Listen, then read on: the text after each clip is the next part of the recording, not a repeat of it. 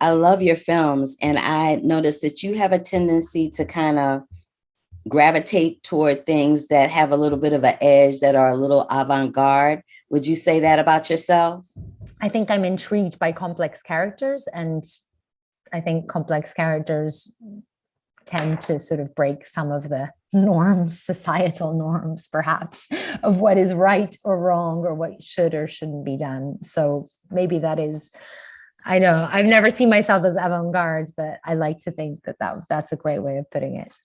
Yes, it's a wonderful compliment. I'm glad you're taking it as such. Totally see that. I want to talk to you about how you decided to direct them, Lily and George, in that scene on the roof where they're having like this. It was a very intense, seductive scene. And I know that it was choreographed with a lot of physicality, but how do you direct and shoot something like that? Because it was really intricate and it looked like it was really difficult to kind of to maneuver. We worked very, very intensely on like just getting them to feel completely comfortable in their like animal selves. And that was like a first process. And also just them finding like chemistry between them with dance, with touch, with movement.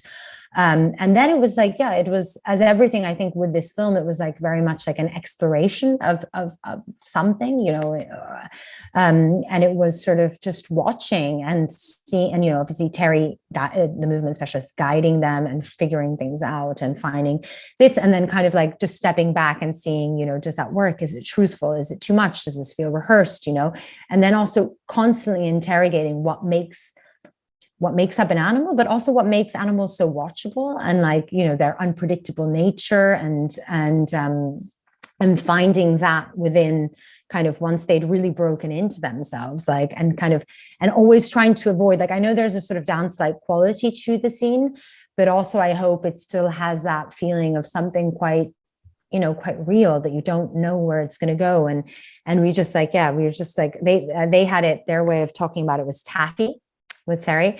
And I thought that was a really nice adjective, of like the push and the pull and the push and the pull. And I think, yeah, what was tricky is sometimes like avoiding it feeling too prepared. And that was when kind of then being able to just shoot and being on hands, like as a director, and being able to just say like break, and almost like startle them within something where they were starting to feel comfortable and they had to pull away from each other, I think added a little bit of that, exactly, the unexpectedness, because animals are sort of like quite, instinctive and unpredictable. Especially those two animals. Wolves are extremely unpredictable, but they're fascinating all at the same time. And so are wildcats. Shooting this during the pandemic, how challenging was that for you? I mean, yeah, it was basically the way we kind of shot this. I mean, the one advantage I'll say about the pandemic was that we were supposed to shoot in April. We shot in August, and it just kind of like put a pause on everybody's lives, in which when we thought we were about to shoot, we actually had like 3 months to prepare. Obviously, huge stress not knowing if we ever were going to shoot. But I think, I'm sure you'll have heard it from other directors who shot in that time. Like it did give everybody the chance to really like look into their characters, which was great. And then shooting during the pandemic, I mean, obviously it was extremely complex in many ways. Like there was a lot of sacrifices we had to make because we were bubbled together. But also it brought something, because we were all kind of stuck in a hotel together, very, with only the sea to look at and only ourselves for company. So there was certainly a mirror with this like institution that was just down the road where we were shooting, which I, informed the experience and the film ultimately in some way.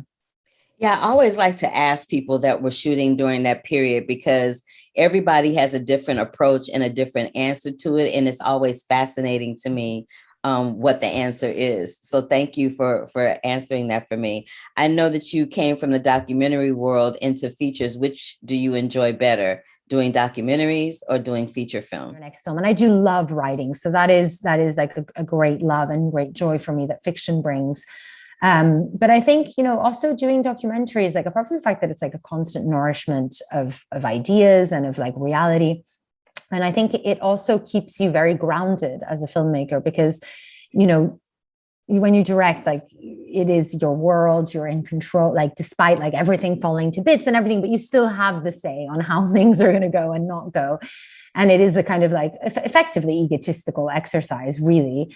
And I think in documentaries, it isn't, because you are, you know, humbled by the fact that you have to observe whatever's happening and are at the mercy of time, whether people, this, like animal, you know, completely. So I think like that being able to kind of belong to both worlds and like nourish yourself through both, and be able to sort of be creative by observing life and be creative by creating life is like, you know, a pretty incredible privilege to have. And yeah, I guess I definitely hope that, like, I hope I have a, you know, long and good career, and I do hope I stay sort of humble in it. And I think that docs help you that way.